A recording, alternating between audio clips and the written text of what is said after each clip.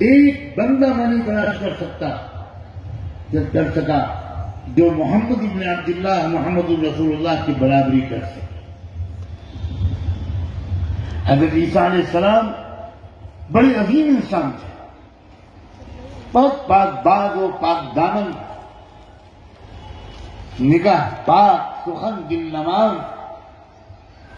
فقیرانہ زندگی۔ عیسیٰ علیہ السلام نے اپنا کوئی گھر نہیں بنایا، اپنا کوئی گھر نہیں بسایا، شادی نہیں کی،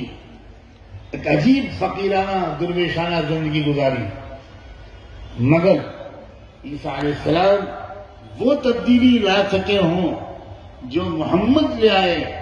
میں جانتا ہوں میں عیسائی ہوں، لیکن میں کہتا ہوں کہ وہ تبدیلی جو محمد لانے میں کامیاب ہوئے وہ مجھے کہیں نظر نہیں آئی۔ محمد نے تجارت کا انداز بدل دیا، محمد نے حکومت اور سیاست کا انداز بدل دیا، محمد نے اکنامکس کے اصول بدل دیے، محمد نے زندگی کے ہر میدان میں، ایجوکیشنل سسٹم میں، فیملی سسٹم میں، گورننس کے سسٹم میں، سوسائٹی کو لیڈ کیسے کیا جائے، نوجوانوں کی صلاحیتوں ترقی میں کیسے استعمال کیا جائے، آل راؤنڈ ڈیولپمنٹ اگر کسی نے کیا تو وہ صرف ایک شخص ہے میرے 58 سالہ مطالعے میں، اور وہ ہے محمد رسول اللہ۔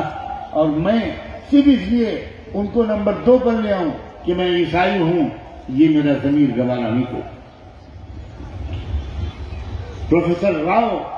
ہمارے ملک میں ساؤتھ انڈیا میں ایک ایمیننٹ ایجوکیشنل شخصیت گزری ہے۔ انہوں نے حضرت محمد رسول اللہ کی سیرت پر ایسی زبردست کتاب لکھی ہے کہ میں اکثر مسلم نوجوان بچوں اور بچیوں کو جو پوچھتے ہیں کہ محمد رسول اللہ کی سیرت پر ہم کو کوئی کتاب بتائیے، تو میں جہاں مسلم علماء کی کتابیں بتاتا ہوں، مولانا قاضی سلیمان منصور پوری کی رحمت للعالمین بتاتا ہوں، علامہ شبلی اور سید سلمان ندوی کی سیرت النبی پڑھنے کا مشورہ دیتا ہوں۔